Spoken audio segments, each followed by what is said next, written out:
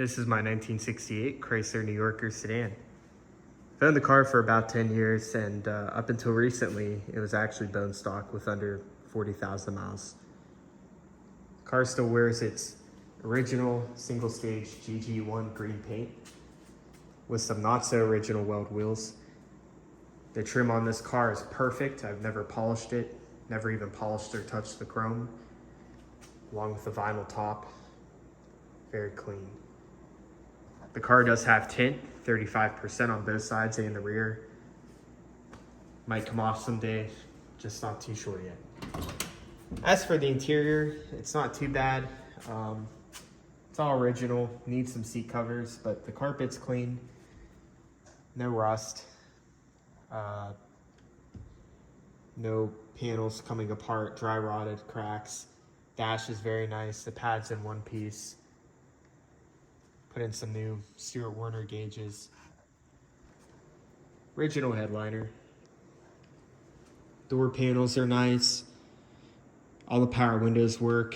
The vents manual crank, which is kind of weird. This car was in a high price class, so kind of strange they didn't just make it all electric, but it works.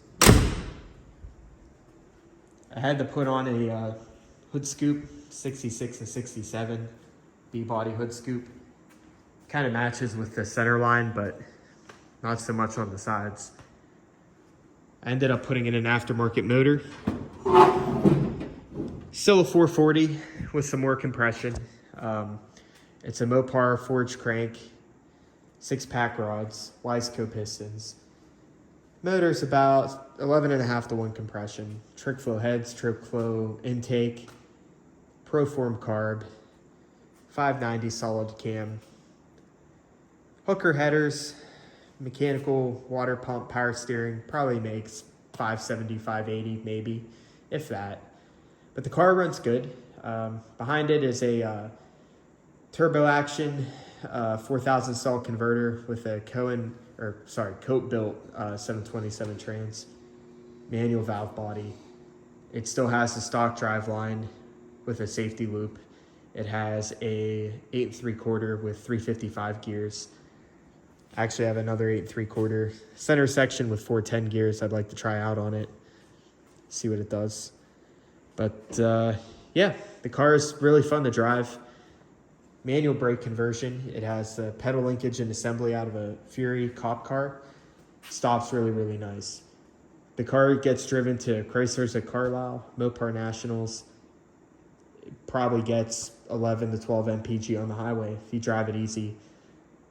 Higher RPMs, like 3,000 to 3,200 if you're going 75 and up, 75 mile an hour and up, but I drive it pretty easy, so very streetable car. That's a quick tour of it. I have some plans, getting ready to put a small shot of nitrous on it. I'd like to do at least starting out 100 horsepower shot.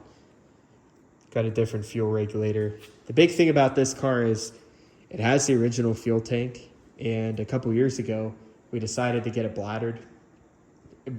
There wasn't as big as an aftermarket for C-bodies 6-7 years ago, so the problem with having a bladdered tank is you can't weld a bung into it, because when you drill into the bladder, there's no way to seal it or clean up any of the remains or shreds. So I have to figure out how I can fabricate a little 1-gallon fuel cell or hide a fuel supply somewhere. I really don't want to do it here. I don't want to mess with the horns. I really don't want to mess with anything OEM on this car, like the wiring harness and locations, but it may have to go up in the front.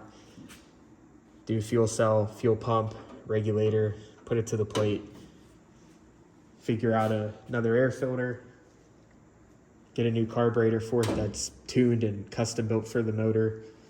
Should run well, so I'll keep everybody posted on it. That's it.